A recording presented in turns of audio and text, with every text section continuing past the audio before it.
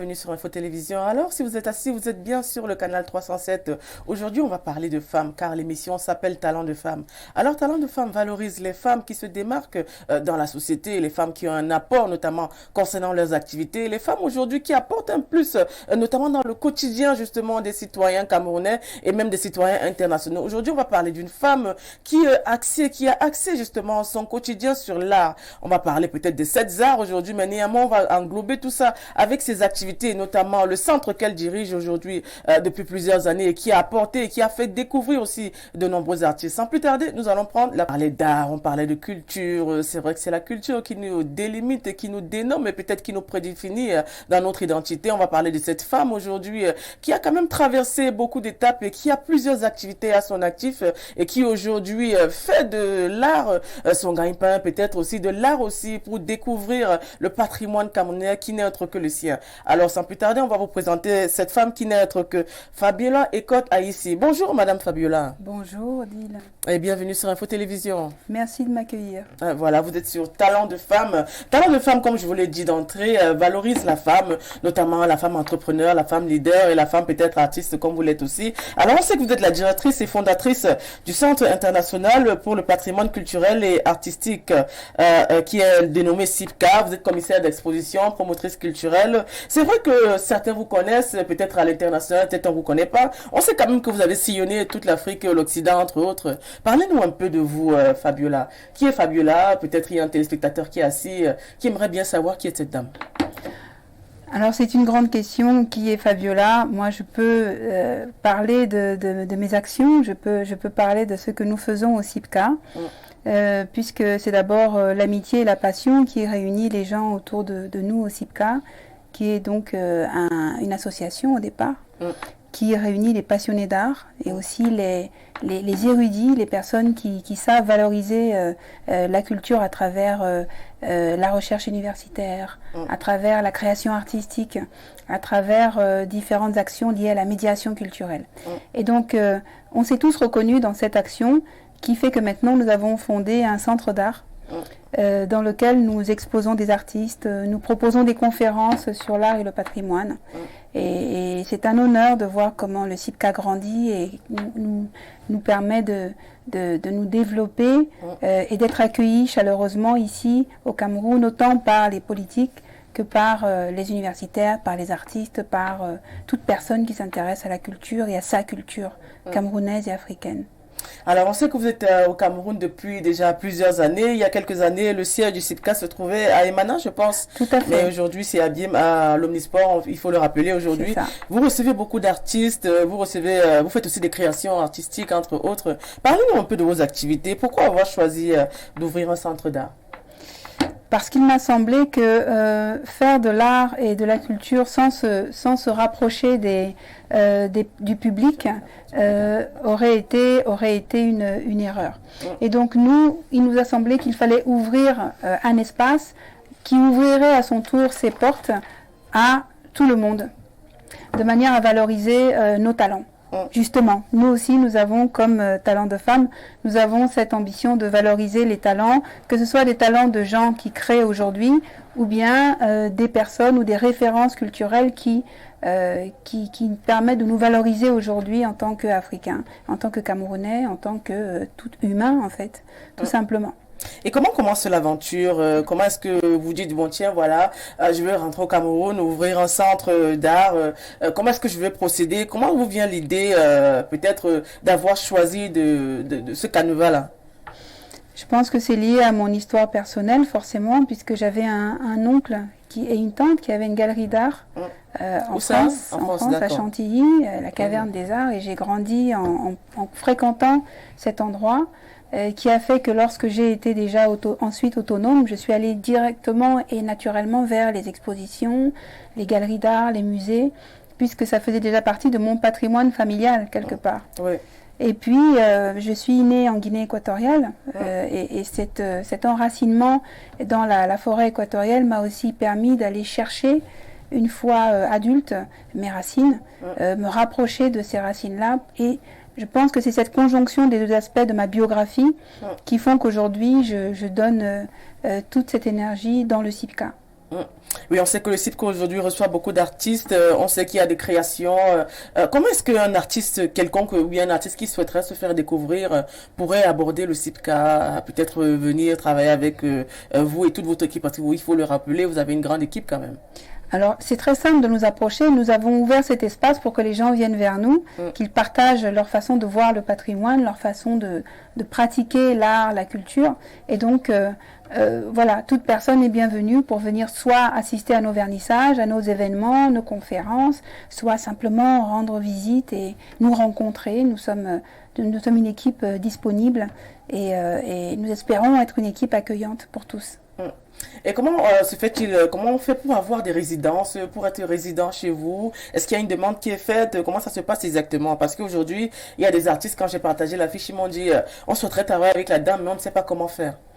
Alors c'est très simple, hein. Il suffit de déposer un dossier artistique quand même, parce que là on parle de résidence de création. Oui. Nous proposons effectivement des résidences de création, parfois en partenariat, Oui. comme c'est le cas actuellement avec le Palais Royal de Batoufam.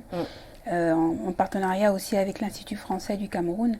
Et donc il suffit de venir déposer un dossier avec les références de la personne, de l'artiste concerné, ou bien du chercheur concerné, et de nous rencontrer pour qu'on puisse discuter sur la coïncidence qui existe ou pas entre ce projet et nous.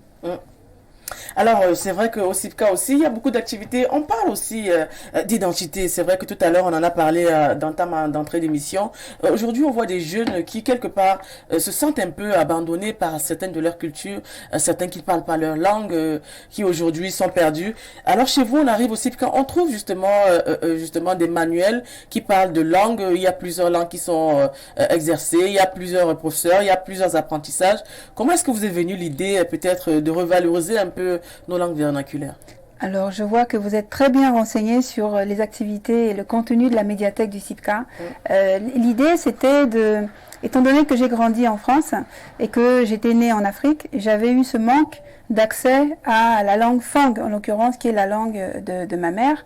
Et donc, je sais que c'est lorsqu'on part d'Afrique qu'on se rend compte que c'est un manque, que quand on vit sur place, on a du mal à réaliser qu'on n'a pas assez d'infrastructures ou d'organisations qui permettent aux citadins, aux petits citadins d'apprendre leur langue vernaculaire. Et donc moi qui étais partie et qui suis revenue, j'ai proposé dans le CIPCA d'enseigner les langues nationales parce que je sais à quel point c'est important et à quel point ça manque aux enfants une fois qu'ils ont grandi, qu'ils sont peut-être partis vivre à l'étranger ou qu'ils vivent en ville, loin de leur village, tout simplement.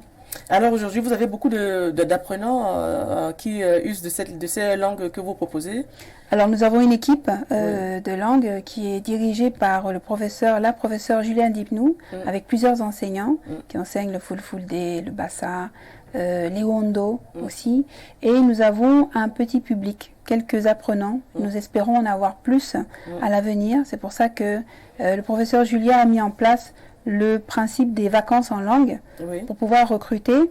Actuellement, le projet qui nous mobilise le plus, c'est un projet qui s'intitule Langues en dialogue et qui en fait est en train de travailler avec les femmes réfugiées qui se retrouvent dans la ville de Yaoundé, qui se retrouvent aussi en RDC pour pouvoir travailler à créer des supports culturels et artistiques en langue. Donc on a le Lingala, les Wondo, le Fulfulde qui entrent en contact et en dialogue avec le français et l'anglais dans des productions qui vont être bientôt médiatisées. C'est un projet dont nous sommes assez fiers parce qu'on partait juste avec l'idée d'enseigner les langues et en fait on se retrouve maintenant à faire quelque chose de beaucoup plus consistant.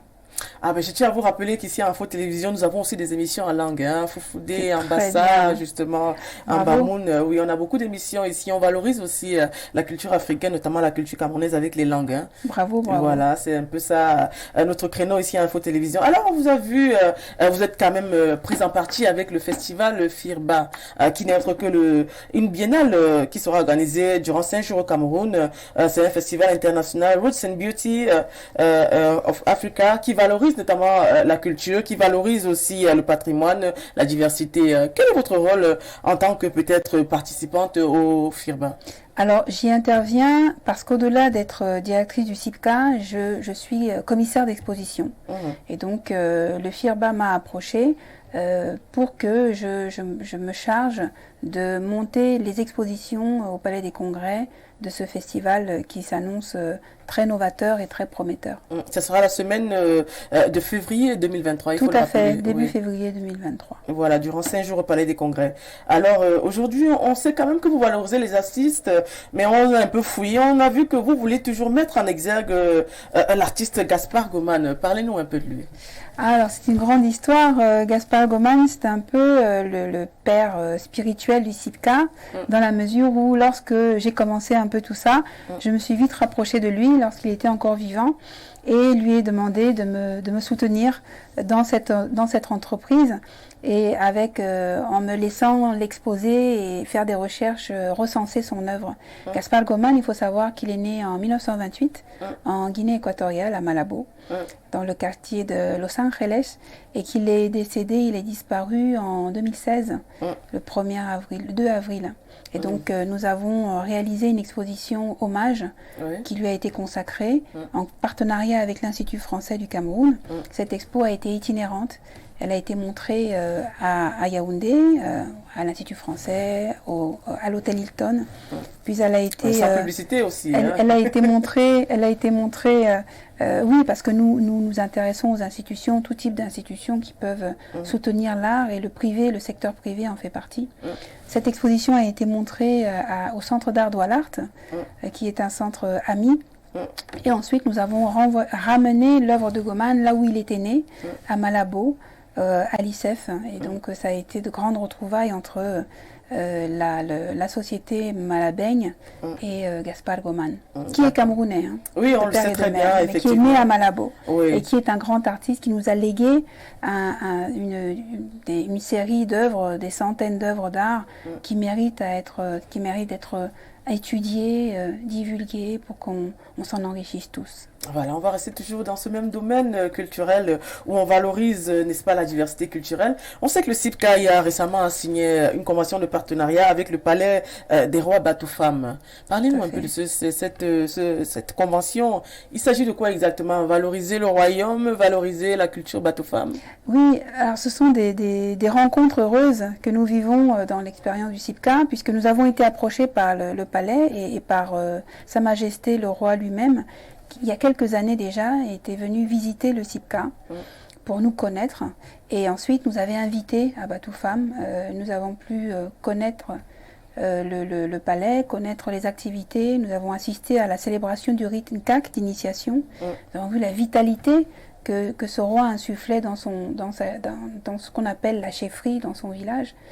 Et donc maintenant, nous sommes arrivés à un stade qui est de concrétiser un partenariat, puisqu'il m'avait été demandé ce que le CIPCA pensait pouvoir réaliser en partenariat avec le palais. Et donc nous avons proposé une résidence, une série de résidences, d'où l'intérêt de signer le partenariat, de manière à ce que maintenant, la première résidence ne soit que le début d'une série de résidences qui se passent à la fois au palais, à Batoufam, et au CIPCA.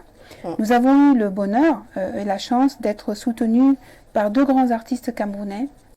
Il s'agit d'Hervé Yangen et Émile Youmbi, qui sont des artistes plasticiens pluridisciplinaires, qui ont une belle carrière à l'international, et qui donc sont les premiers à ouvrir le bal, pour ainsi dire, et donc à créer, à former aussi les artisans à Batoufam. Il faut rappeler qu'Hervé Yangen, quand même, il est très connu aussi. Oui. Il fait aussi il fait même dans l'écriture aussi, il faut le rappeler. Tout à fait, c'est aussi un auteur.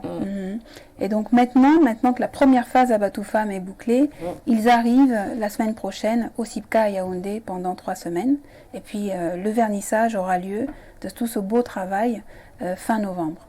Fin novembre. Alors, le CIPCA reçoit beaucoup de gens. On se rappelle, il y a eu Salif Lindou, il y a David Cotte, il y a Yvon Gassam, même Christian Nana, le directeur du musée La Blackitude, Azazou, qui tous sont passés par le CIPCA.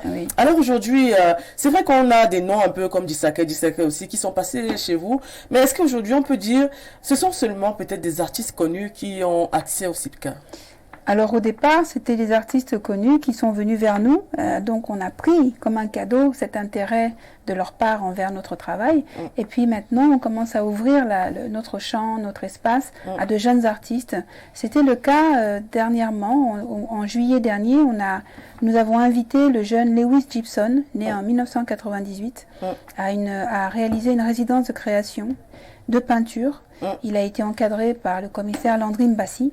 Oui, Landry Mbassi, effectivement. Voilà, et donc il a produit une série de tableaux qui ont été montrés, commercialisés dans la galerie du CIPCA. Et voilà, c'était notre première incursion chez les tout jeunes créateurs. Et ça a été une expérience, ma foi, assez satisfaisante. Ah, on l'espère. Hein. Alors aujourd'hui, on va poser une question un peu qui taraude l'esprit à tout le monde.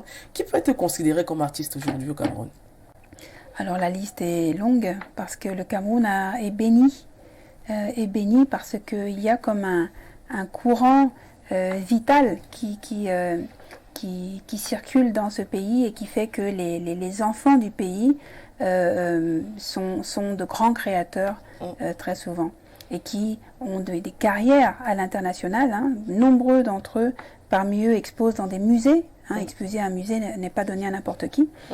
Plusieurs artistes camerounais exposent dans des musées en Allemagne, en France, aux États-Unis, dans des galeries d'art évidemment.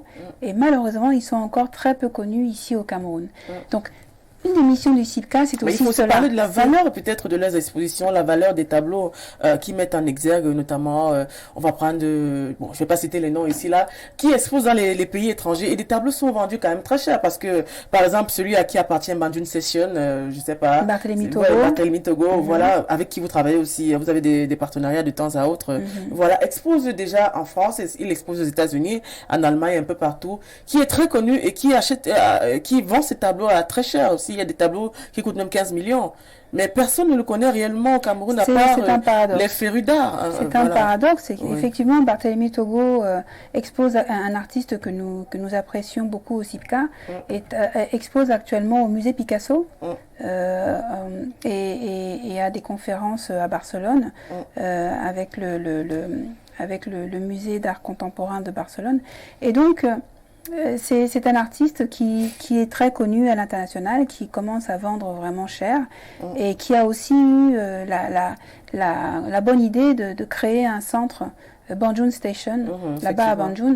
Et donc, nous avons un partenariat entre le CCN, Cameroonian Cultural Network, un réseau que nous avons fondé avec le Goethe Institute, l'Institut français, le CLAC, Kiki Entertainment, l'OTNI, l'ambassade d'Espagne. Et donc, Banjun Station fait partie, nous avons le plaisir de l'avoir accueilli dans ce réseau et de voir comment ils accueillent des activités, expositions, activités musicales et qui circulent dans le Cameroun actuellement. Donc merci à Banjun Station d'être de la partie, c'était un plaisir. D'accord. Alors c'est vrai que c'est aussi une question qui mène toujours à réflexion. Parlons un peu de politique culturelle au Cameroun. Oui. Voilà. Alors que pensez-vous de la politique culturelle aujourd'hui? Déjà il y a quelques jours, je crois il y a 2 jours, on a vu des artistes par exemple aller se plaindre au PMUC sans publicité, réclamer les droits d'auteur, le statut de l'artiste qui est toujours remis en question. Que pensez-vous de la politique culturelle au Cameroun? Alors moi j'ai une vision qu'on pourrait considérer comme pacifiste, c'est-à-dire que nous pouvons dire que nous sommes animés par un feu, par une flamme, qui nous fait aller vers tout le monde. Et qui nous fait aussi aller vers l'État camerounais, puisque, en tout cas, lorsqu'on nous appelle, surtout, c'est le cas pour l'exposition que vous pouvez visiter actuellement au Musée national, Contact Zone, dont je suis commissaire avec le directeur du musée, Hugues Eumen. Et par exemple, nous ne mettons pas tant en avant les discours que les actions. Et nous espérons que nos actions parlent pour nous. Et pour notre façon de voir les choses. C'est-à-dire que nous avons à cœur de soutenir lorsque nous sommes demandés et réclamés ou sollicités. Et nous avons plutôt à cœur de mieux faire notre travail tous les jours que Dieu fait. Et je pense que c'est la meilleure façon de prouver que les choses sont possibles, que les alliances sont possibles et que le progrès est possible. Je m'arrête là. Ah, d'accord, vous n'avez pas à développer mieux que ça. Est-ce qu'aujourd'hui on peut dire qu'un artiste peut vivre de son art au Cameroun? Alors nous avons des exemples probants. Nous avons des artistes comme les artistes qui sont exposés au Musée national, hein, Aliou Moussa, comme Aliou Moussa, comme Hervé Youmbi, comme Jean-Michel Dissaquet, comme Ruth Afane Belinda, comme Max Lyonga. Ce sont des artistes comme Salifou Lindou, il ne faut pas que j'en oublie parce qu'ils sont très importants. Ils font d'ailleurs partie de cette exposition au musée justement parce qu'ils vivent au Cameroun et qu'ils se déploient à l'international de façon extraordinaire tout en vivant au Cameroun. Et ils sont la preuve que même si c'est très difficile, cela reste possible. Non, mais certains artistes, j'en rencontre aussi beaucoup qui disent ici au Cameroun, ils n'arrivent pas à vivre de leur art. Pourquoi ce questionnement est toujours récurrent? Ça dépend desquels, puisque ceux que je viens de vous mais ils sont combien, justement, alors, ce n'est pas donné à tout le monde d'être un artiste. Ça reste C'est pour ça que je vous ai posé la question. Qui considère-t-on comme artiste au Cameroun? Aujourd'hui, le champ est très ouvert. Vous savez, de la même façon que vous avez l'école des beaux-arts de Fumban qui est là et qui forme des artistes, vous avez aussi des gens qui commencent par la théorie et qui sont formés à la faculté d'art et d'archéologie de Yaoundé 1. Il y a des gens qui ne font pas l'école. Les autodidactes. Autodidactes, c'est un terme qui est discuté actuellement, mais qui apprennent dans les ateliers des uns et des autres et qui deviennent de très grands artistes. Donc, être artiste aujourd'hui, c'est une bénédiction que certains ont le droit de pouvoir s'arroger. Mais de là à dire que ça doit être quelque chose qui est distribué à tout le monde de façon égalitaire, ça c'est pas possible. C'est pas comme ça que ça marche. Par contre, ce qu'on peut observer, c'est que de plus en plus, les artistes peuvent venir de différents milieux et faire des choses très bien. Il y a des champs qui doivent être explorés, comme le champ du mécénat, le champ de la commercialisation des œuvres en interne, de façon, alors en Afrique centrale et au Cameroun. Et là, il y a des choses qui peuvent être améliorées pour pouvoir mieux commercialiser, mieux valoriser la production culturelle et artistique. C'est pour ça que nous, on est là pour faire des propositions. Et si le secteur privé comme le FIRBA s'en empare, c'est bien. Si l'État camerounais s'en empare à travers le Musée national, c'est aussi bien. Nous sommes là pour travailler et il y a des choses à faire. Ça a été dit, Fabiola Ekota ici parle de l'art, parle justement des artistes, la rentabilité, peut-être l'impact des artistes camerounais. C'est vrai qu'il y a beaucoup de plaintes, notamment dans le domaine de la musique, où on voit beaucoup d'artistes se plaindre de ne pas vivre de leur art, de ne pas avoir de statut.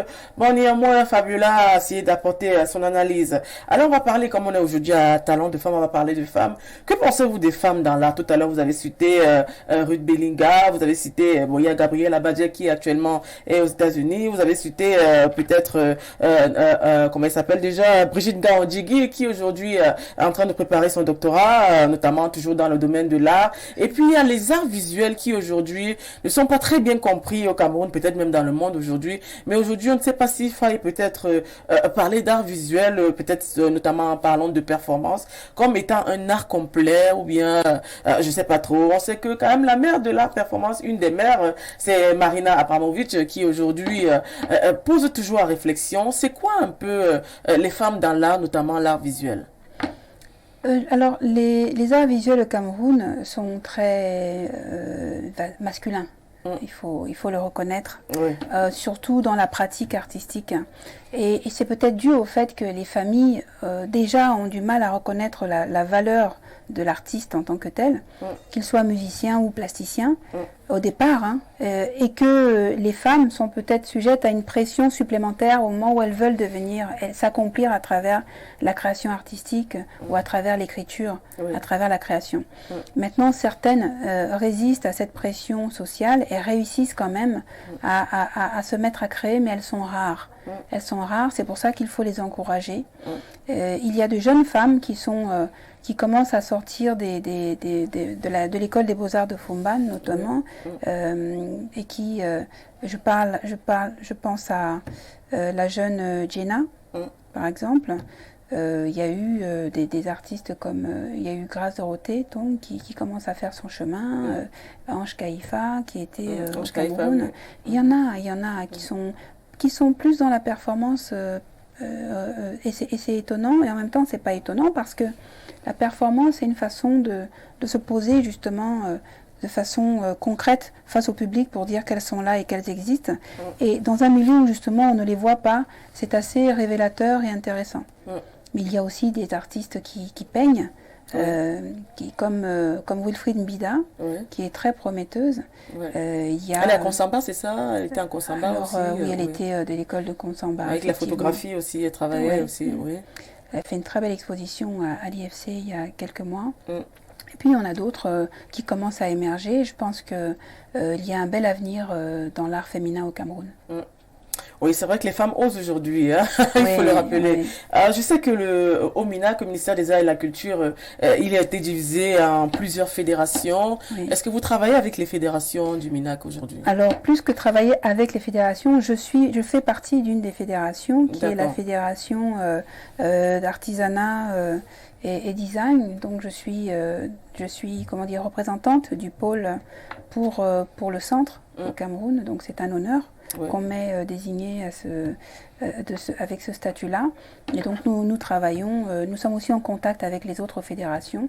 C'est un système qui en lui-même est très prometteur, qui rencontre encore des difficultés à prendre forme, mais bon, il faut être confiant et il faut continuer à collaborer les uns avec les autres et avec l'État camerounais. Alors, au CIPCA, est-ce qu'on peut dire qu'aujourd'hui, vous êtes... c'est vrai qu'il y a 7 arts. Est-ce que vous travaillez avec tous les 7 arts? Nous déployons. C'est vrai qu'on a cité le 8e art à la télévision, à la radio, le 9e art, je sais pas moi, les jeux vidéo, mais bon, on sait quand même qu'il y a 7 arts. Et il y a l'architecture qui nous rejoint petit à petit. On est très content de travailler avec un cabinet de jeunes artistes architectes. Ils sont à la fois les deux, hein, artistes et architectes, très talentueux, qui s'appellent Chorus Architecture, et qui vont exposer donc le prochain avec Mepo Chinkou, l'architecte. Vous travaillez aussi avec elle, celle qui organise le festival Fenda, c'est ça? Dans le cadre de la collaboration avec Batoufam, puisque c'est Flore Chinkou est une princesse Batoufam et qu'elle est notre intermédiaire entre le Palais Royal et le CIPCA. C'est dans ce cadre-là que nous travaillons avec elle et elle a une énergie formidable qu'elle insuffle dans ce partenariat. Nous sommes très contents qu'elle soit dans l'équipe. Pour revenir à l'architecture, donc nous avons un vernissage le 7 octobre, justement, qui va dévoiler au public les lauréats d'un concours de jeunes créateurs architectes au CIPCA, Omnisport. Donc nous serons très contents de vous accueillir, Info TV, et de vous montrer justement ce que font les architectes, les jeunes architectes au Cameroun et à l'international, notamment même les membres de Chorus Architecture. C'est très, très intéressant. C'est évidemment, il y a une conscience de la culture locale. Il y a une conscience aussi de la mondialisation et des intérêts écologiques autour de l'architecture. C'est très novateur, très intéressant. Est-ce que vous travaillez aussi avec des artistes qui viennent de toutes les régions? Supposons un artiste qui sort de Bamenda, un artiste qui sort de l'extrême nord, un artiste qui sort même du Gabon, parce que je crois quand même que vous travaillez avec même les artistes internationaux. Bien sûr, nous avons un souci justement, nous avons à cœur d'accueillir les artistes camerounais dans leur diversité, parce qu'on n'a pas d'intérêt à rester enfermé avec une seule culture, bien au contraire. Et on constate, hein, c'est pas forcément systématisé dans notre démarche. On constate que finalement, chez les artistes qui nous sont proches, sont autant de l'ouest que du nord-ouest. Que du sud, comme Ruth Bellinga, que du centre, comme Martin Ambara, que de partout. On a des artistes qui sont proches du CIPCA et qui viennent absolument de partout, et c'est une grande satisfaction d'abord de reconnaître, de se rendre compte que toutes les régions du Cameroun regorgent d'artistes qui ont de la valeur et qu'ils s'intéressent au CIPCA. Dernièrement, il faut toujours, peut-être on va un peu faire un petit récapitulatif. Il y avait eu au musée Quai Branly, justement, 4 aires culturelles qui étaient représentées du Cameroun. Qu'avez-vous pensé, parce qu'il y a eu beaucoup de critiques aussi tout autour, hein, de cette représentation du Cameroun à l'extérieur, notamment à Paris? Alors, je vais parler de deux aspects. Le premier aspect, c'est que le Cameroun gagne à être présenté à l'étranger de manière positive à travers son art et sa production culturelle et son patrimoine. Ça, c'est quelque chose de très important. En termes de national branding, c'était vraiment quelque chose, une expérience très intéressante que cette exposition de la route des chefferies au musée du Quai Branly, cette saison culturelle à Paris, c'était vraiment intéressant pour le Cameroun et pour toute cette, disons, toute cette société, cette communauté de créateurs camerounais, d'être représentés comme cela. Après, il y a eu des critiques dans le contenu et la méthode de l'exposition au musée du Quai Branly que je ne commenterai pas ici. Pourquoi ? Parce que je me garde d'entrer dans des considérations qui pourraient desservir la cohésion dans le tissu d'acteurs culturels au Cameroun. Nous avons trop à faire ensemble et je préfère formuler ces critiques en privé aux personnes concernées que dans une chaîne télé devant le public. Oui, effectivement, on a eu des critiques venant justement d'artistes même très connus, de journalistes. Et oui. C'est vrai quand même que c'était assez inquiétant un peu, mais néanmoins, tout ce qui s'est passé quand même a été assez bien vu, bien remarqué. La critique française aussi a apprécié notamment la culture camerounaise qui a été exposée au musée Quai Branly en France. Alors aujourd'hui, on parle de droit d'auteur, on parle de politique culturelle. Est-ce qu'aujourd'hui, on peut assimiler l'art camerounais peut-être avec la politique socio-économique, peut-être quelque part aussi culturelle, notamment concernant justement les droits d'auteur, concernant peut-être les revenus, concernant peut-être les associations qui quelque part ont créé un petit problème, notamment concernant les spectacles, concernant justement les représentations. À quel sujet exactement ? Oui, on parle d'art. Est-ce que ça peut être associé avec les politiques socio-économiques du Cameroun ? Bien sûr, l'art est totalement relié à la vie. À la base, l'art c'est la vie et les acteurs culturels, les artistes font partie d'un microcosme qui est directement relié aux problématiques du Cameroun. Maintenant, je pense qu'il faut agir, il faut faire des propositions, il faut entrer là où on peut faire bouger les choses. Et ma philosophie, c'est qu'on peut faire bouger les choses en agissant et pas forcément en parlant à la télé de certains problèmes. Ah, vous pensez que c'est beaucoup plus l'action qui est le plus grand reflet, absolument convaincu. Ah oui, parce que mais il faut aussi en parler, n'est-ce pas, pour informer peut-être l'opinion publique aussi. Vous êtes une féru d'art, vous êtes une professionnelle de l'art, vous faites partie d'une fédération. Forcément, votre voix compte aussi. Il faut le dire aussi. Alors ma voix compte de plus en plus et c'est pour ça que je la ménage et que je préfère parler positivement. Vous avez des collaborations avec les pays occidentaux, vous avez des collaborations avec plusieurs pays en Europe, même peut-être aux États-Unis aussi. Oui. Et aujourd'hui, le CIPCA est quand même représentatif de l'art camerounais aussi. Oui, tout à fait. Ouais. Et je pense qu'il y a des aspects qui sont en train d'être mis en avant par les artistes eux-mêmes, par les personnes concernées. Et que, voilà, je pense qu'il y a des personnes qui doivent prendre la parole pour parler de politique et d'autres qui doivent montrer qu'on peut agir et être efficace.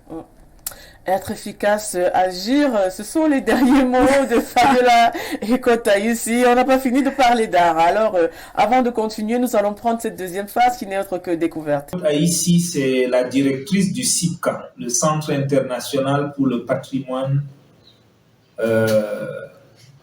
culturel et artistique, basé à Omnisport, à Yaoundé.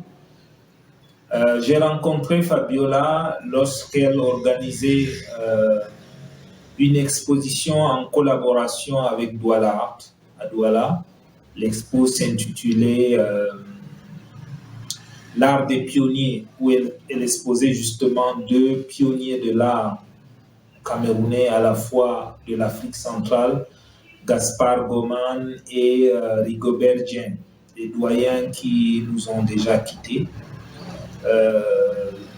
Cette exposition était justement à l'image de Fabiola, donc une personne sérieuse qui entreprend toujours avec beaucoup de finesse, beaucoup d'élégance tout ce qu'elle fait. Je saisis l'occasion de cette émission pour dire tout le respect que j'ai pour elle, pour cette dame, qui prend toujours en compte la place de l'artiste. Elle respecte les gens, elle respecte les artistes, elle respecte ce qu'elle fait. Elle fait toujours ce qu'elle dit, elle dit ce qu'elle fait. Donc, je pense que je pourrais dire qu'elle est diplomate de l'art. Alors, on a reçu Aliou Moussa qui nous a parlé un peu de qui est Fabiola Ekota ici, de son travail, de ses activités. Alors aujourd'hui, on voit quand même le grand qui est Aliou Moussa, qui est très connu du public, qui a réalisé déjà beaucoup de choses, qui a même quitté le Cameroun pour représenter le Cameroun dans plusieurs pays, notamment à Dakar, en France, un peu partout.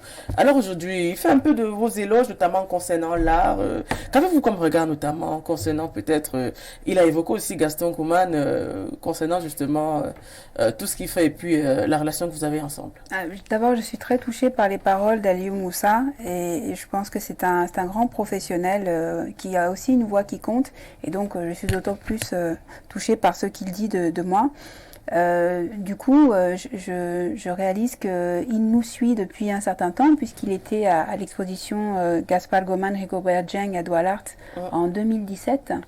Et nous avons le plaisir actuellement d'admirer l'installation d'Aliou Moussa au Musée National dans l'expo Contact Zone jusqu'à la fin du mois. C'est quelqu'un de très qui a une grande il a une vision très large de l'art. Il est polyfacétique, il a comme ça une façon de se recréer à chaque fois quand il crée et de nous offrir des aspects de sa créativité toujours insoupçonnés. Donc c'est quelqu'un avec qui nous avons énormément de plaisir à collaborer. C'est aussi une personne humaine qui est apaisante et qui est très sage. Et donc nous sommes très très contents d'avoir Aliou Moussa près de nous. Oui, Aliou Moussa quand même qui a su redonner un peu des couleurs au nom de l'art camerounais, notamment l'art créatif, notamment avec la peinture aussi, il faut le rappeler. Il fait des expositions un peu partout. On lui dit merci déjà pour cette vidéo. On va prendre donc la seconde vidéo. Fabiola Ekota ici est une personne au grand cœur. C'est une dame de qualité. J'ai eu le bonheur de rencontrer depuis 2017, si je ne me trompe. J'étais à l'ouverture justement de son centre d'art contemporain. C'était vraiment quelque chose d'inédit de voir une femme singulière, mais entreprenante. Une femme, lorsqu'elle prend la parole, vous vous demandez qui parle dans sa simplicité, mais avec une éloquence rare aujourd'hui de nos jours. Donc la voir comme à la tête du CIPCA, pour moi c'est naturel parce que c'est elle. C'est quelque chose de rare dans notre milieu de voir des femmes qui travaillent dans le domaine du patrimoine, de la préservation de notre identité, de notre patrimoine culturel. Et elle le fait vraiment avec tout son cœur, son grand cœur. Donc, pour moi, Fabiola, si je devrais la représenter pour un animal, je dirais que c'est un chat, parce qu'elle a 1000 vies, parce qu'elle est effacée, mais alors elle fait des choses, elle est en même temps redoutable, voilà, elle est redoutable, elle est... le mot me manque. J'aime travailler avec elle parce que pour moi, j'apprends beaucoup d'elle.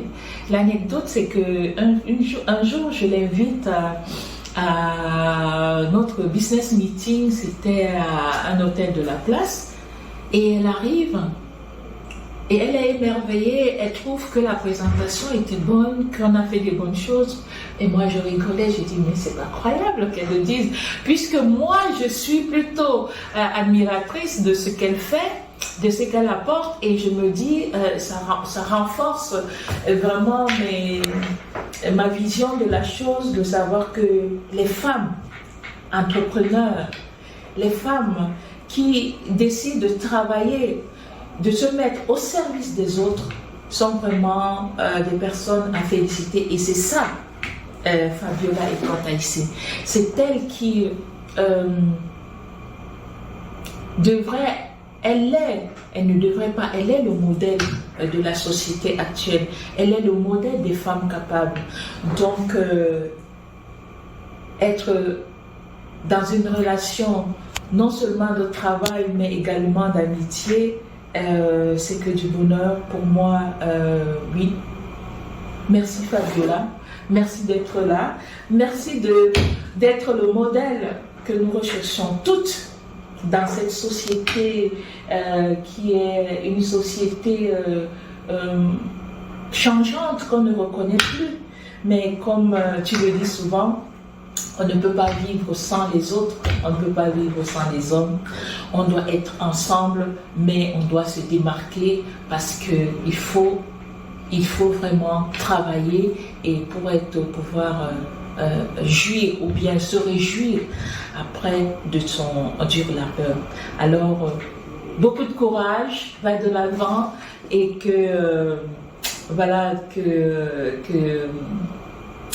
du bonheur, quoi, et plaisir de continuer de travailler avec toi. Nous avons beaucoup de projets ensemble et nous, je pense que avec ton dynamisme, avec ton entre-gens, avec toujours ta créativité, sa capacité vient du fait qu'elle vient dans un contexte où nous sommes en train de perdre notre identité.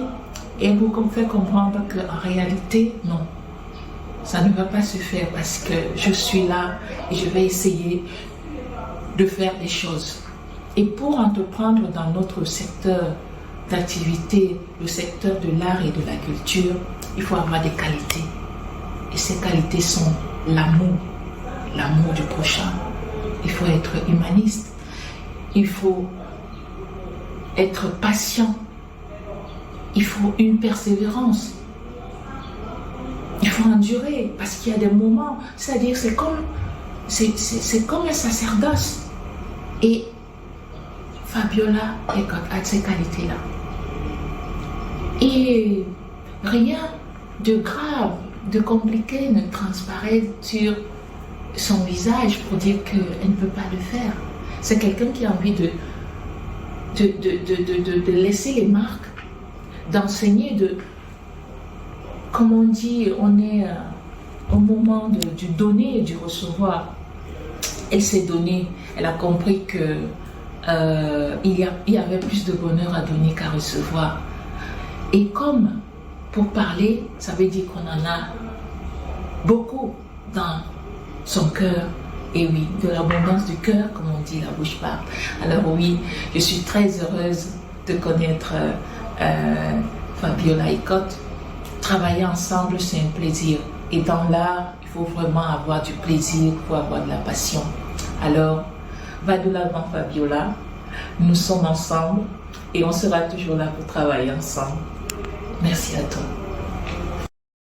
Ah, Sylvie Nouette, qui est très connue dans le domaine cinématographique avec son festival Yara, le festival des premières productions, qui aujourd'hui travaille aussi dans le domaine de l'entrepreneuriat féminin, qui quelque part vous a cité comme exemple, notamment concernant l'art, notamment concernant justement la promotion de la culture camerounaise. Oui, alors c'est plutôt Sylvie qui est mon modèle. Il faut remettre les choses dans l'ordre. Elle a un long chemin entrepris dans le domaine de la médiation culturelle à travers la promotion du cinéma. Elle a de grands talents, un grand talent à faire cela. Et moi, je l'admire. J'admire tout ce qu'elle arrive à lever. Toute énergie autour de la célébration du cinéma international et camerounais. Et donc, chapeau bas à Sylvie. Merci pour ces paroles qui me touchent aussi beaucoup. Et oui, nous avons, pour la prochaine édition du Yara Festival, le CIPCA collabore en faisant un cycle, en proposant au public un cycle de projection autour des films. Ah ben voilà, le CIPCA aujourd'hui travaille avec le 7e art. Hein. Tout à fait, voilà, grâce à cette belle initiative du Yara Festival et à Sylvie Nouette, notre chère amie. Oui, le cinéma qui est très en vue au Cameroun ces dernières années. Et on a aujourd'hui même l'ouverture du festival Écran Noir. Le tapis rouge sera ouvert au Palais des Congrès. On espère que les Camerounais viendront peut-être aussi regarder les productions camerounaises, notamment avec le président d'honneur qui n'est autre que Bassek Bakobio. Sans plus tarder, nous allons prendre la vidéo suivante. Je m'appelle Sho Azazou, je suis artiste, conteur, comédien et promoteur culturel. Ça fait plusieurs années que j'ai travaillé avec Fabiola. C'est depuis 2015, je crois, après une rencontre toute fortuite à l'Institut français de Yaoundé. Nous avons échangé et c'était très intéressant de découvrir que nous étions tous engagés dans la promotion du patrimoine. Voilà, peut-être de façon assez différente, mais le plus important, c'est que nous avons en commun vraiment la valorisation et la promotion du patrimoine. Elle, ça fait plusieurs années qu'elle a accompagné des artistes comme commissaire d'exposition, comme porteur de projets. Des projets d'exposition, voilà, des projets d'installation. Et moi, en tant que conteur, je promeus le patrimoine culturel et matériel à travers le Minkana, qui est en même temps une association culturelle, et le festival Minkana. C'est d'ailleurs dans ce cadre que nous allons collaborer plusieurs fois. Et nous allons également travailler sur d'autres projets comme la Nuit des idées. Nous avons vraiment passé pas mal d'années ensemble à travailler, à échanger, à partager. Et ce que je pourrais dire, c'est que c'est une femme elle est très passionnée, elle est pleine de courage, elle est pleine de force. Et c'est quelque chose de très intéressant parce que aujourd'hui, on a vraiment besoin que les femmes ou les jeunes filles puissent aussi avoir des repères. Surtout dans notre écosystème culturel, et je pense que elle peut servir de repère. Elle est un repère assez intéressant sur le travail qu'elle a bas depuis pas mal d'années, et surtout sur le CIPCA, ce projet qu'elle porte depuis plusieurs années aujourd'hui. Parlant de ces projets, je crois que l'un de ces projets phares, c'est vraiment la promotion et la vulgarisation de l'œuvre du grand plasticien camerounais Gaspard Goman. Voilà, d'un n'a jamais cessé de valoriser, de porter, de présenter, voilà, à travers des expositions. Il y en a eu déjà une ici au Cameroun, je me rappelle, à l'Institut français de Yaoundé, aussi en Guinée équatoriale, grâce au CIPCA. Elle est très passionnée par l'œuvre de ce grand artiste. Voilà, elle a des liens également très proches avec la famille de cet artiste qui est parti déjà.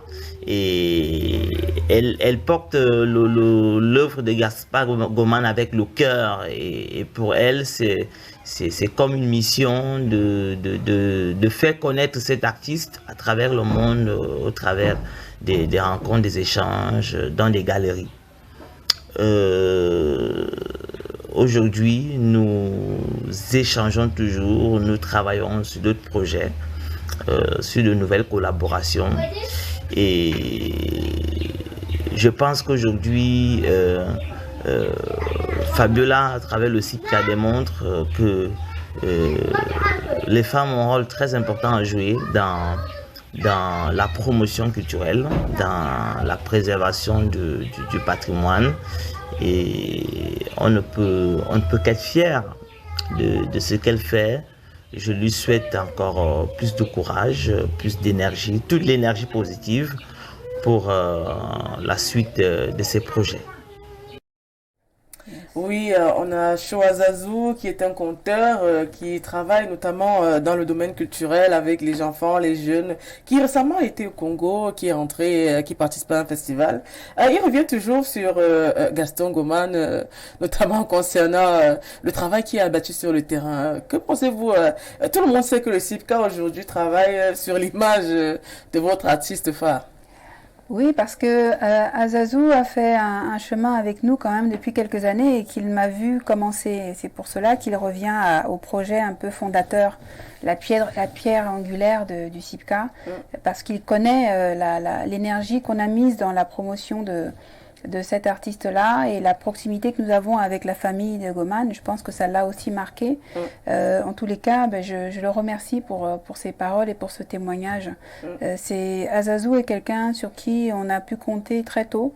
C'est un jeune talent qui a eu la force de créer tout un festival, le festival du conte, Festival international du conte Minkana. Et ça, vraiment, ça mérite d'être dit aussi jeune.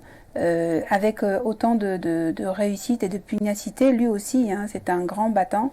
Donc nous lui souhaitons vraiment une belle continuité et nous souhaitons qu'Azazou reste proche de nous encore longtemps. Ah oui, il s'essaye même il y a depuis quelques années un peu au cinéma. Mais tout à l'heure, il a évoqué quelque chose qui vous a touché un peu, qui vous a pris un peu de cours. Il a parlé de femmes dans le domaine de la culture, qui aujourd'hui commencent à être représentatives, qui commencent aussi à poser leurs pierres, notamment dans la culture camerounaise.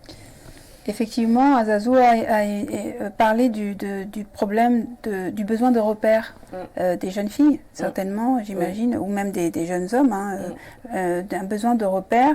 Et selon lui, les promotrices culturelles pourraient jouer un rôle de modèle, de repère pour ces personnes-là. Et je pense que c'est en bonne voie parce que si vous regardez le paysage culturel et artistique camerounais, nous avons la princesse Marilyn Douala Mangabel qui est présidente fondatrice de Douala Art, avec son époux Didier Chauve de regrettée mémoire. Il y a Marème Malhomme qui est la fondatrice de la galerie MAM encore à Douala. Il y a des femmes à la tête de plusieurs espaces privés qui commencent à se faire connaître et qui parfois existent depuis un certain nombre d'années. Pas forcément à Yaoundé, mais même à Yaoundé, hein, puisque, regardez, à Yaoundé, nous avons le musée des peuples de la forêt qui a été fondé lui aussi par la docteure Fouda, Thérèse Fouda. C'est un musée aussi qui est le fruit d'une érudition et d'une passion pour la culture béti et des forêts. Voilà, il y a des choses qui sont là. Et je reconnais qu'en fait, ce sont ces femmes-là, ce sont des modèles pour moi. On parlait de Sylvie Nuet tout à l'heure, mais toutes ces femmes, elles commencent à créer finalement un tissu d'acteurs très solide qui véhicule aussi une image de la femme entrepreneuse et entreprenante en art et dans la culture. Et c'est très bien pour le Cameroun. J'espère que ça va continuer. D'autres femmes suivront. Et que d'autres suivront, les jeunes, qu'elles pourront oui, il y a plus de discrimination adhérer aujourd'hui, notamment concernant les femmes aussi dans l'art, parce qu'il y a quelques années, c'était que les hommes qui étaient cités. La discrimination, ça semble un peu, quelque part, un peu dispersé, peut-être disparu. Alors moi je dissocierais d'un côté les promotrices, les promoteurs et les artistes. C'est-à-dire que autant vous avez beaucoup de femmes artistes, musiciennes, chanteuses, etc. Autant il y en a beaucoup moins dans les arts plastiques. Ouais, c'est vrai curieusement, elles sont peut-être plus... On va retrouver des femmes promotrices de galeries, d'espaces artistiques, comme c'est mon cas, mais moins dans la pratique artistique. Oui, donc, c'est-à-dire que quand voilà, il y a des femmes chercheuses à l'université, dans le monde académique, il y a des femmes qui créent des espaces pour donner à connaître et à diffuser la culture, mais les femmes artistes restent, je pense, un combat à mener pour qu'elles aient leur place dans notre société. Bah, le combat il est rude, il ne finit pas. On ne sait pas si la régie a fini avec la dernière vidéo. Alors nous allons prendre donc la dernière phase qui n'est autre que le quiz. Alors, nous en sommes à la dernière rubrique. Alors, Fabiola Ekota ici, et notre invitée nous a parlé d'art depuis le début d'émission. Elle a parlé de la place de la femme entrepreneur, la femme dans l'art. Alors, on va lui poser des questions qui sont un peu hors contexte. Alors, aujourd'hui, on sait quand même que nous sommes traversés par plusieurs maux, notamment la maladie mentale. La journée internationale de la maladie mentale, appelée des fois la journée mondiale de la santé mentale, est célébrée chaque 10 octobre. Qu'avez-vous comme regard, notamment concernant tout ce qui est organisé autour, et comment est-ce qu'on perçoit, peut-être la société, peut-être vous, percevez ces personnes atteintes de maladie mentale? Je considère que la maladie mentale, c'est une perception qui est souvent sociale. Et je ne sais pas si je sais qu'il y a des hôpitaux psychiatriques à Yaoundé comme Jamo qui accueillent les personnes considérées comme malades mentales. Mais vous voyez, du point de vue patrimonial et au point de vue de la sociale et sociétale, je me demande si traditionnellement quelle était la place qu'on donnait aux personnes qu'on considère aujourd'hui comme maladies mentales. Et est-ce que les hôpitaux psychiatriques sont la meilleure institution pour accueillir et pour traiter ces malades-là? Ça, c'est ma première question. Oui. Ma deuxième question, c'est est-ce que ces maladies ne sont pas souvent provoquées par la modernité qu'on a du mal aussi à assimiler, parce qu'il faut que les individus s'adaptent et ces personnes sont inadaptées. Est-ce que dans quelle mesure elles ne sont pas adaptées en fait à la modernité qui nous dépasse un peu tous? Quand on comprend que c'est la modernité peut-être qui quelque part un peu induit l'être humain ou bien la personne, l'individu à avoir ce genre de comportement, peut-être n'est-ce pas héréditaire peut-être, ou bien avoir peut-être ça dépend des cas. Il y a des cas. Ce que je comprends aussi, c'est que quand un être humain est sorti d'un contexte dans lequel il était équilibré, mais il se déséquilibre très vite. Et que on voit bien la coupure entre la vie au village et la vie en ville, qui a des exigences en termes d'argent, en termes de social, peut vraiment être traumatisant pour beaucoup de gens qui ne s'y retrouvent pas. Peut-être civilisationnel, on peut dire aussi. Peut-être interculturel. Il y a beaucoup de spécialistes qui traitent, je pense, la transculturalité, les effets psychiatriques du changement de culture, de l'adaptation aux nouvelles cultures, etc. Bon, moi, de mon vécu et par rapport aux recherches que j'avais faites à l'université, je ne dissocie pas totalement ce qu'on peut appeler la folie et le fait d'être délocalisé dans sa tête, parce qu'on n'a plus les repères, on parlait de repères tout à l'heure, que nos ancêtres ou que nos grands-parents avaient pour vivre. Ce seraient des questions qui seraient intéressantes de poser sur la place publique pour comprendre comment on devient fou au Cameroun aujourd'hui. D'accord. Pour quelles raisons? Oui, peut-être c'est un dérèglement, peut-être une incompréhension, des complexes entre autres. Il y a beaucoup de raisons quand même qui peuvent rendre un peu fou, ou bien même peut-être schizophrène, parce que même chez les artistes, on retrouve beaucoup qui sont schizophrènes aussi, parce qu'ils disent ils entendent des voix, c'est ça qui les aide un peu à créer, la créativité vient peut-être du spirituel, entre autres. Vous voyez, là on est en train de calquer des principes et des diagnostics occidentaux sur une société qui n'est pas occidentale encore. Ah d'accord. Écoutez, je pense que mais c'est intéressant. La schizophrénie, c'est un diagnostic psychiatrique qui est donné, mais qui peut ne pas correspondre à la société traditionnelle, par exemple, et qui peut ne pas être reconnu dans l'évaluation psychique depuis la tradition.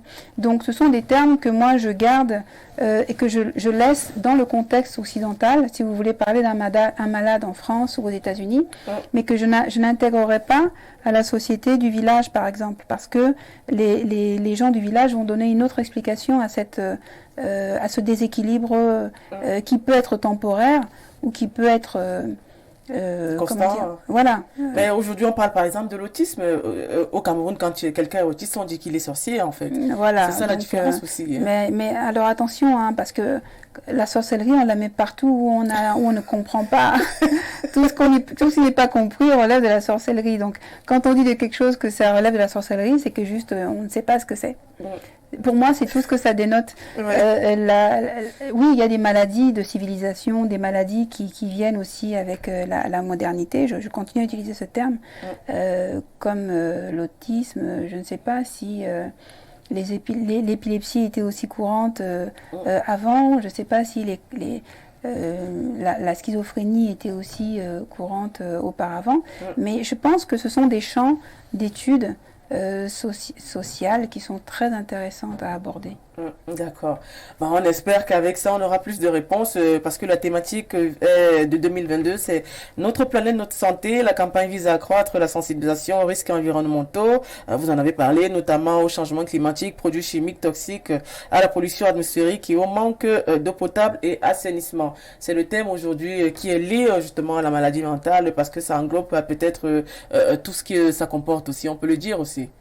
Il y a des facteurs environnementaux qui impactent la santé de l'individu, que ce soit au niveau psychique, que ce soit au niveau physique. Ça, c'est indéniable. Quand on parle de maladies civilisationnelles, comme vous disiez tout à l'heure, on peut parler des cancers, par exemple, ou bien du diabète, ou bien et les facteurs qui déclenchent ces maladies de plus en plus nouvelles, de plus en plus récurrentes, elles seraient intéressantes à analyser. Oui, il y a les maladies, ce qu'on appelle souvent les maladies orphelines aussi, où il n'y a pas beaucoup de personnes qui l'ont. Toutes nouvelles maladies. Voilà, il y a des spécialistes pour ça, mais c'est vrai qu'on peut, en tant qu'individu, se poser la question et demander peut-être est-ce qu'il y a des études localement pour qu'on comprenne ce qui nous arrive, si ça devient récurrent, s'il y en a beaucoup.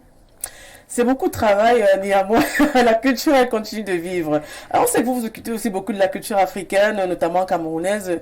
Que pensez-vous de la médecine traditionnelle face à la médecine conventionnelle? C'est une bonne question. On parlait de l'aspect psychologique et psychiatrique tout à l'heure. Moi, je pense qu'il y a un énorme potentiel encore dans le savoir traditionnel, et c'est pour ça que le CIPCA existe. Pour montrer que nous avons des valeurs, nous avons des systèmes de soins traditionnels qui sont encore aujourd'hui opérants. Oui. Tout le monde ne va pas toujours à l'hôpital pour tout guérir aujourd'hui au Cameroun. Les gens ont régulièrement accès à des guérisseurs traditionnels encore aujourd'hui qui les guérissent encore aujourd'hui. Après, ça dépend certainement de la spécialité de chacun. Mais il y a je pense qu'il y a encore beaucoup de connaissances qui ne sont pas assez valorisées au Cameroun, dont les connaissances médicinales et médicales en général. Oui. Notamment la pharmacopée, la connaissance autour des plantes. Chaque famille ici connaît les plantes. Mais non, mais chaque famille sait que pour guérir un rhume au Cameroun sans aller en pharmacie. Ou une grippe, ou une indisposition digestive. Tout le monde sait ce qu'il faut manger, mais ça c'est de la connaissance. Et il y a des initiés, des personnes qui ont encore plus de connaissances pour guérir des maladies plus graves, plus sérieuses, et qui mériteraient, je pense, d'être mis en avant dans nos sociétés, parce que c'est une richesse que nous avons sur place. D'accord. D'ailleurs, il y a un pôle dans les pôles créés par le ministère qui accueillent ces connaisseurs-là, ces spécialistes-là, et c'est très bien. Alors aujourd'hui, on parle de femmes. Que pensez-vous des femmes dans l'entrepreneuriat aujourd'hui? Je pense que le Cameroun donne une image de certaines femmes qui entreprennent, qui est très encourageante. On a vu des images au début de votre émission de femmes qui entreprennent dans plusieurs domaines. Et je pense que c'est encourageant. Il y a une pluralité comme ça de modèles qui se posent devant les jeunes filles aujourd'hui au Cameroun, et voilà, c'est bien qu'elles fassent partie du domaine purement entrepreneurial, qu'elles fassent partie du domaine culturel, ou qu'elles fassent partie des médias comme vous. Je pense que c'est bien qu'il y ait cette variété-là. Oui, on espère qu'on a quand même évolué avec. Aujourd'hui, on va parler de politique aussi. Vous suivez quand même l'actualité. On parle de la guerre en Ukraine avec Poutine, avec la Russie. On sait qu'hier, déjà, il y a eu 4 régions qui ont été annexées par la Russie. Ce qui en découle aussi est peut-être ce côté un peu rébarbatif où on parle justement de la vie chère, notamment ses répercussions, les effets de la guerre en Ukraine et en Russie. Que pensez-vous justement de ce constat qui a été fait, notamment concernant la vie chère? Je ne sais pas dans quelle mesure je constate comme tout le monde que mon marché coûte de plus en plus cher, que mon maquereau coûte cher, que mon riz coûte plus cher qu'il y a quelques semaines. Je ne sais pas si c'est directement lié au conflit russo-ukrainien. Je n'en sais rien. Donc je ne vais pas donner mon avis sur quelque chose pour lequel je ne suis absolument pas certaine. Mais ce qui est certain, c'est que cette guerre, elle nous pose tous questions, elle nous inquiète tous à des degrés divers.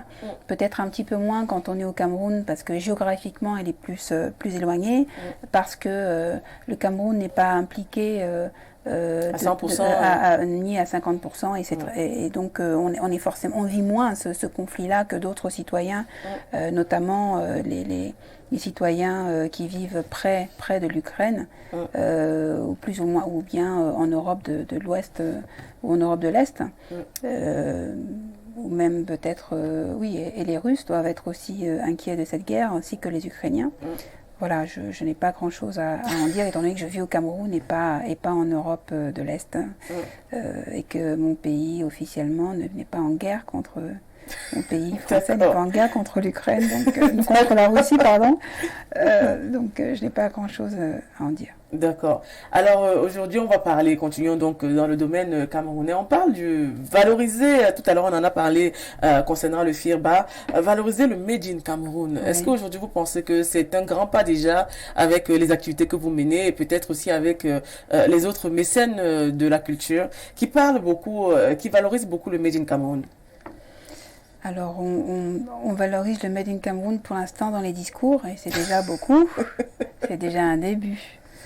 Parce que finalement, parler, donc selon vous, c'est juste parler, c'est déjà agir à 50%, n'est-ce pas? Voilà, donc c'est déjà bien. Maintenant, effectivement, nous, on aime l'action, et c'est pour cela que nous prenons part, je prends part au FIRBA.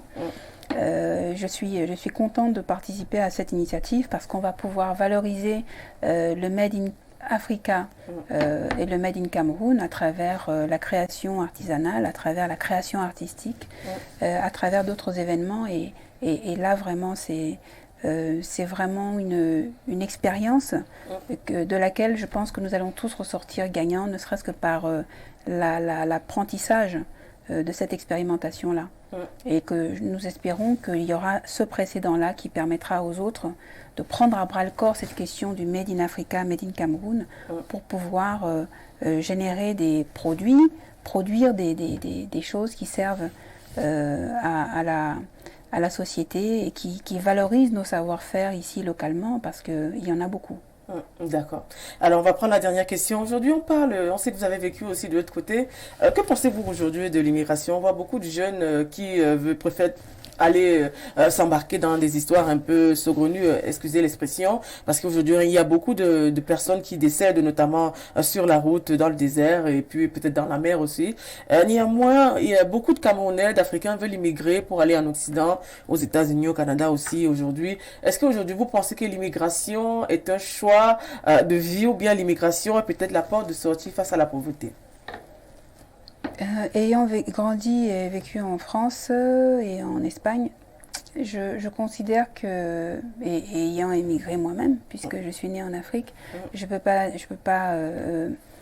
ne pas donner de la valeur à ce que je suis aujourd'hui grâce à l'immigration de ma famille et la mienne propre.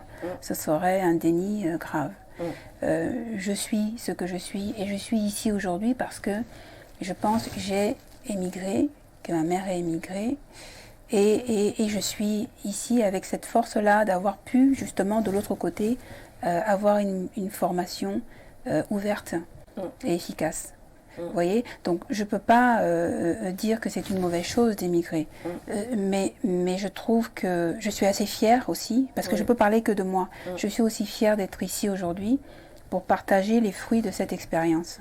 Et ce que j'encourage à faire souvent autour de moi, c'est j'encourage les jeunes à partir, se rapprocher des gens qui ont réussi dans le domaine qui les intéresse, et revenir investir ces connaissances dans leur communauté respective de façon à les faire grandir. Donc vous n'êtes pas pour les Africains qui s'installent en Occident, peut-être aussi? Je pense que les Africains qui s'installent en Occident sont incapables de revenir. Ce n'est pas une volonté. Ah, d'accord.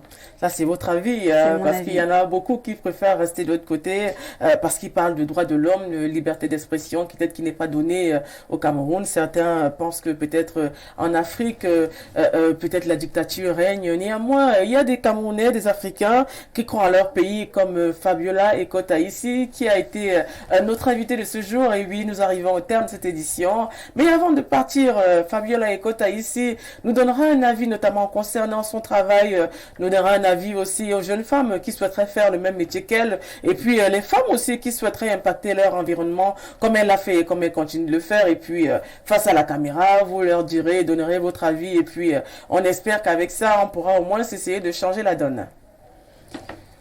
Le conseil que je peux donner aux jeunes femmes et aux femmes qui essayent de se lancer, c'est de ne pas avoir peur.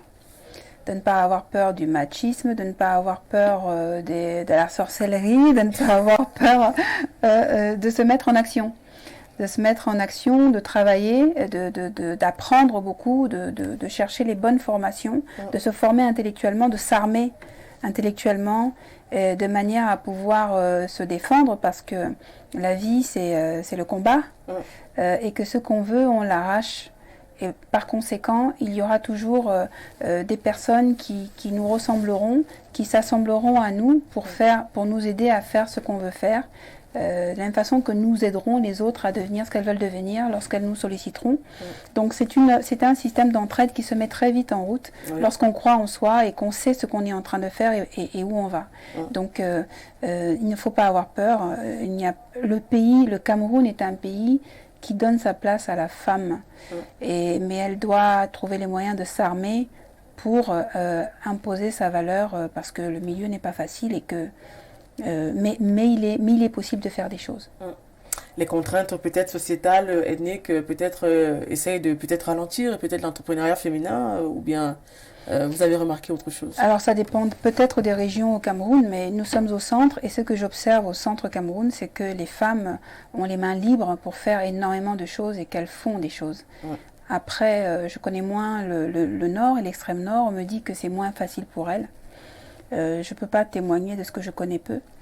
Voilà, aujourd'hui, les femmes même au Nord se démarquent. Merci d'être passée chez nous, Fabiola. Ça a été un plaisir d'échanger avec nous, notamment concernant les CIPCA. On vous dit donc à samedi prochain. Restez des nôtres pour la suite des programmes avec Palabre des jeunes. Palabre des jeunes donne la parole justement à cette jeunesse grandissante qui apporte un plus et qui s'interroge, notamment concernant son avenir. Sans plus tarder, vous allons reprendre justement la suite des programmes d'Info Télévision. Bon week-end, passez un bon week-end et surtout, soyez sages.